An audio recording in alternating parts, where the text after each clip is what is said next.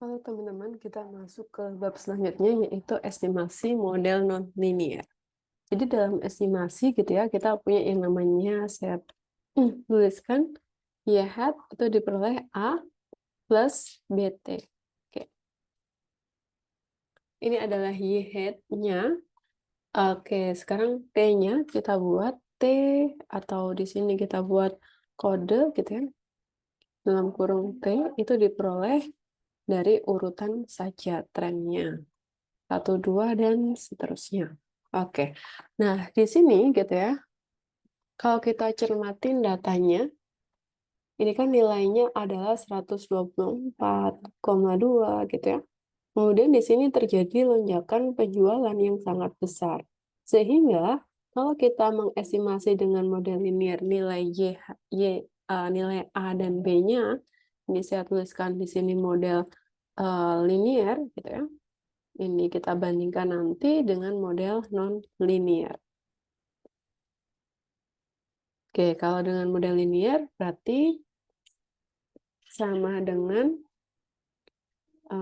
A itu merupakan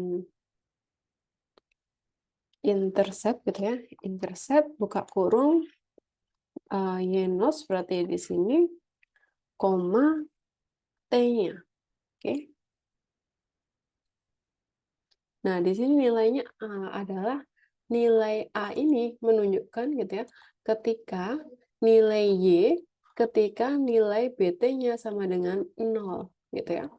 Nah, ketika nilai T-nya gitu ya, dia sama dengan 0, maka nilainya minus. Kita balik lagi gitu ya. Y ini apa? Y adalah penjualan. Sehingga tidak mungkin jika penjualan itu nilainya adalah minus. Jadi jika tidak ada barang yang terjual, maka nilainya akan 0, bukan minus. Oke, sekarang kita coba untuk yang slope. Slope buka kurung di sini sama genus. Berarti ini kita upload Ctrl Shift arah bawah gitu ya. Mana bawah, koma, X-nose, T gitu ya, yang di sebelah kanan. Ini Ctrl Shift tutup kurung. Oke. Nah, ini nilainya 1090. Nah, artinya apa? Jadi ketika T-nya itu meningkat gitu ya, T-nya meningkat sebesar 1 satuan, maka di sini peningkatan B-nya itu sebesar 1090. Ini jadi agak membingungkan gitu ya. Nah, sehingga bagaimana? Di sini kita menggunakan model non-linear.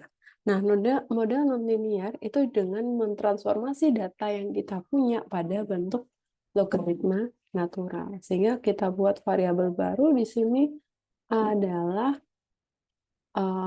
log gitu ya, cells, atau saya tuliskan len y gitu ya, len y. Jadi log itu adalah logaritma natural.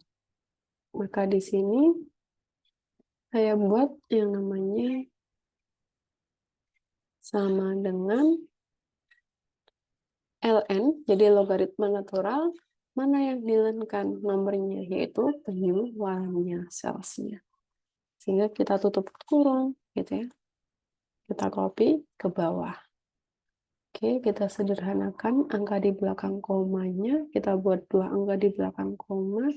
Oke. Nah, sehingga di sini gimana sih cara mengestimasi nilai A-nya? Jadi A sama dengan intercept, buka kurung, Y-nos, berarti kita menggunakan data yang sudah di-learn, koma, T-nya, gitu kan, X-nos, gitu kan. Jadi sekali lagi teman-teman, di laptop saya di sini saya menggunakan koma. Di laptop kalian bisa jadi dia menggunakan tanda titik koma. Silahkan diikuti. Nah, ini dia nilainya adalah 4,73. Nah, sekarang kita cari slope-nya. Slope di sini sama Y-nos. Punya saya koma. Kalau di teman-teman menggunakan titik koma, silakan diikuti. Di sini X-nos tutup kurung.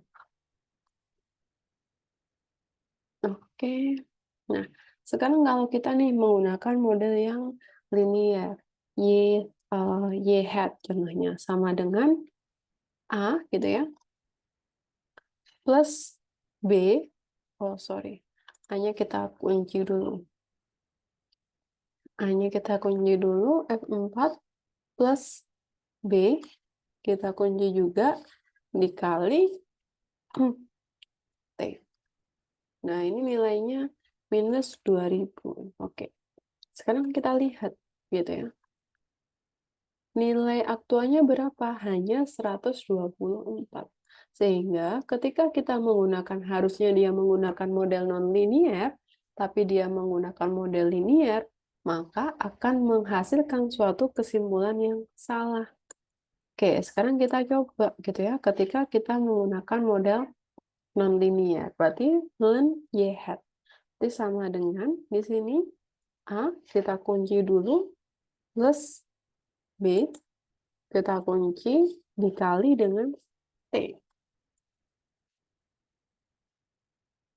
Nah, oke, di sini jadi yang ini gitu ya, ln y hat ini dia mengacu pada penjualan yang log sales.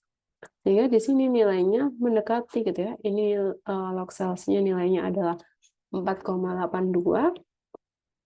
Di sini adalah 5,08. Nah, ini adalah nilai yang log-nya. Nah, gimana sih kita gitu ya ketika mau mengembalikan nilai aktualnya?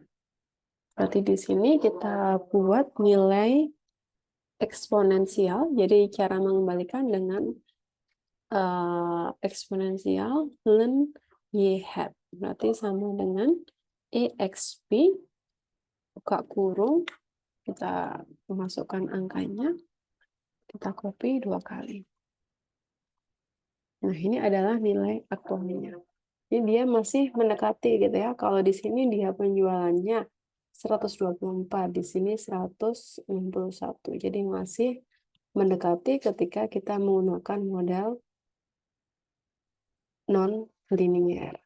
Oke, sehingga sekarang kita ingin tahu berapa sih penjualannya di 3 periode yang akan mendatang gitu ya. Berarti caranya kita copy gitu ya kodenya. Berarti kita masukkan ln y hat-nya ini kita copy ke bawah. Oh, ternyata ini loh penjualan pada 3 periode yang akan mendatang. Ini adalah nilai forecast kita atau nilai prediksi kita. Oke. Inilah ketika kita menggunakan estimasi non-linear. Oke, cukup sekian. Terima kasih.